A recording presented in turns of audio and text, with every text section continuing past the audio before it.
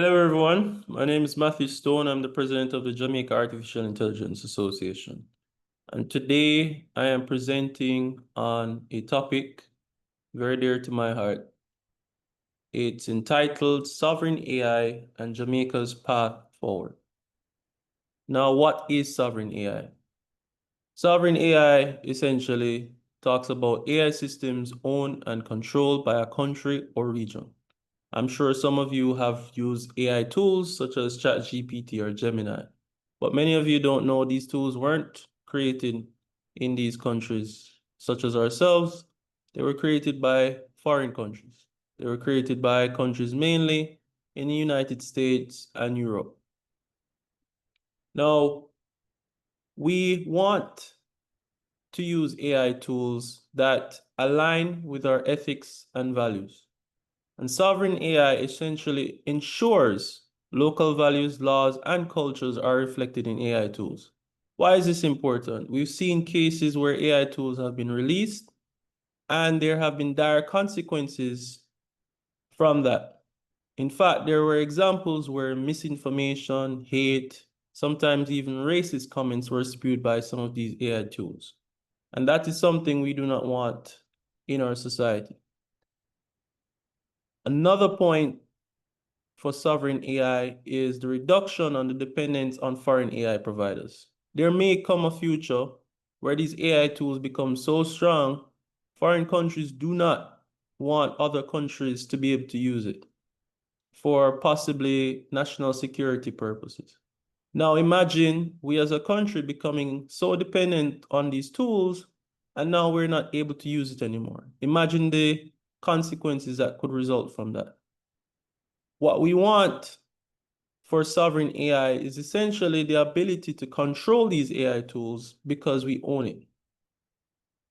And last point is data sovereignty. It's the most important point because our data is so valuable, but on a daily basis, we give it away for free. In fact, a lot of these AI companies have made billions of dollars simply on the fact that we've given our data for free. We want to stop that. We want to have ownership of our data, and we want to also benefit from the proceeds of that data as well. Why does sovereign AI matter globally? Well, as I've said before, a lot of us are becoming more and more dependent on these AI services.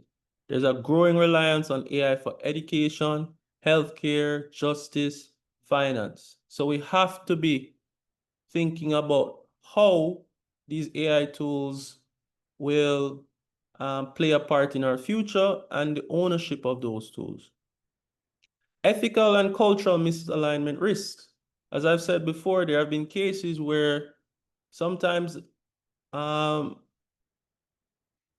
maybe intentionally or unintentionally, AI tools have spewed misinformation, spewed hate, sometimes racist comments.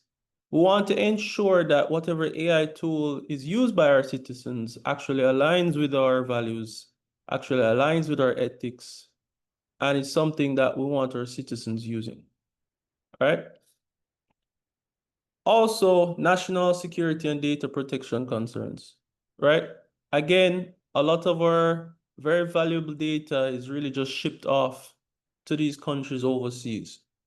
It may come a point where these AI tools become very strong, very powerful, and we want to think about how we as a nation should have control over these tools going forward.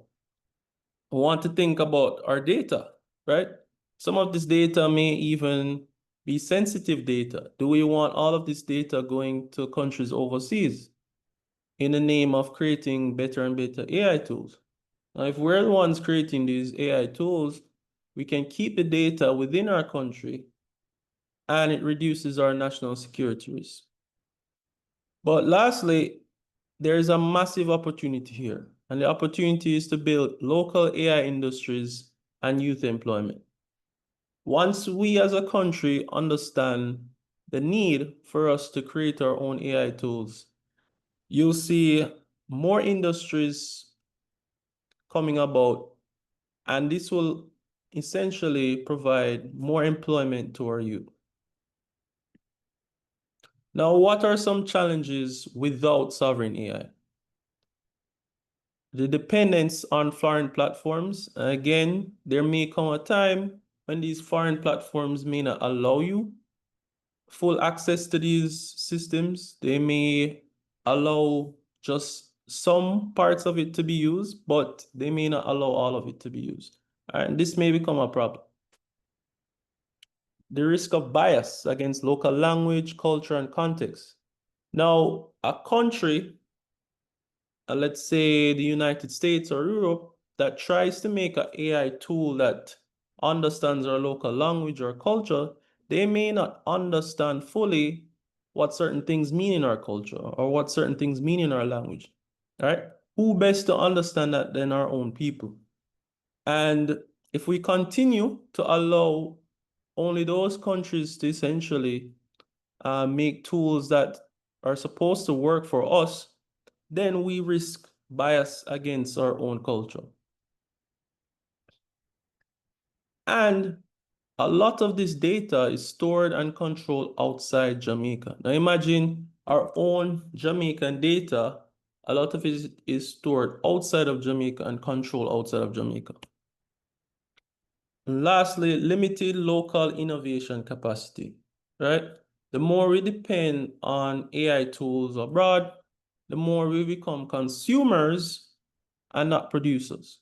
And for our economy to grow, especially in this AI boom, we have to start to think about how we can be AI producers, not just consumers. Now, what is Jamaica's opportunity? We are a small island, but we have a lot of creative and cultural influence.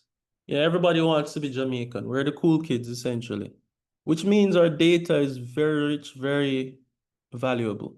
It's time we start to understand that as a people, because once we understand that our data is valuable, it will make us understand how important ownership is.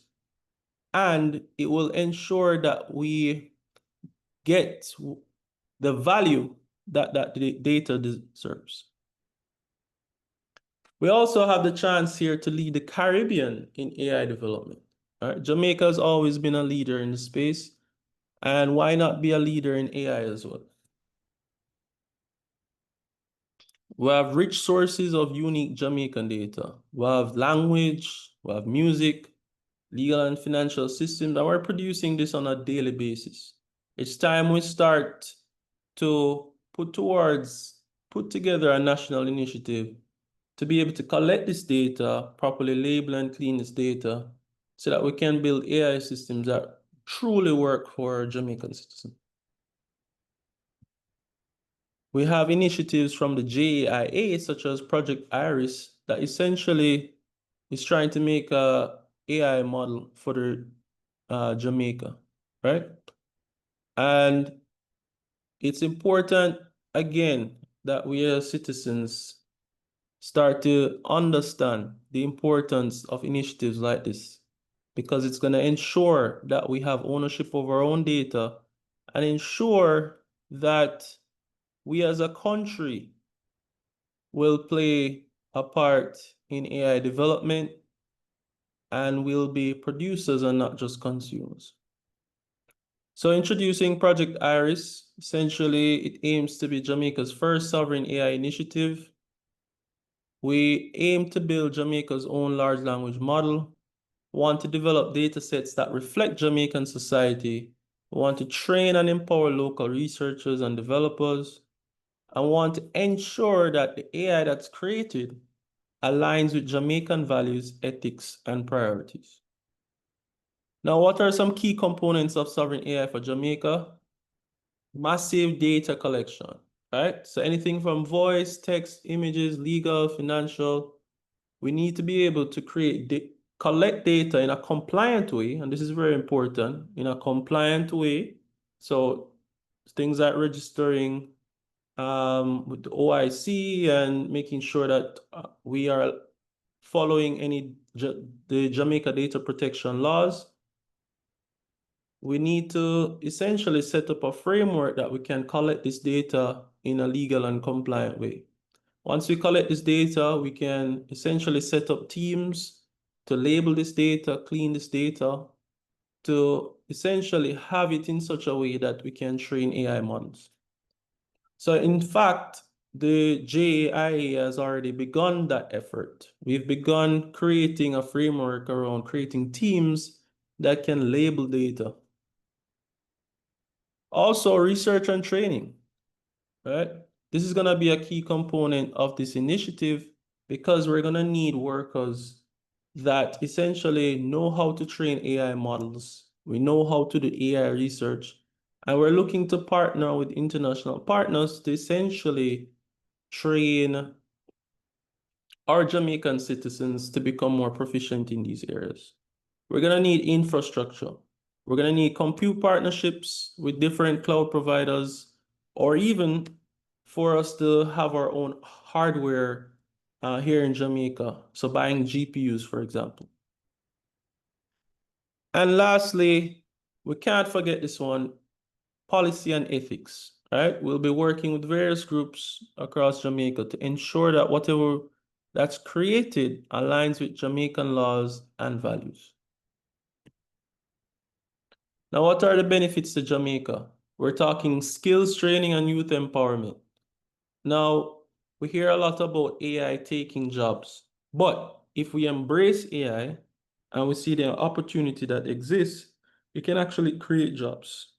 It can empower people to gain new skills. So we'll have more jobs being created in AI, things like data labeling, and research. We'll have more financial innovation, right? So we'll have way more startups, way more research entities. So that will bring more people into the producer economy, not just the consumer economy. And lastly, the preservation and promotion of Jamaican culture through AI, right? We want to ensure that we preserve our culture. If we allow other entities, other countries to have control of or how our culture is represented, eventually it will get lost. So what's the call to action? Please support the JAIA's mission to build out Jamaica's AI capacity. You can join as a member, partner, or even sponsor. You can help position Jamaica as a leader in sovereign AI, right? Again, it's important that we're not just consumers in this space, that we're also producers, because AI systems that were made in one country doesn't just automatically translate to a country like ourselves, right?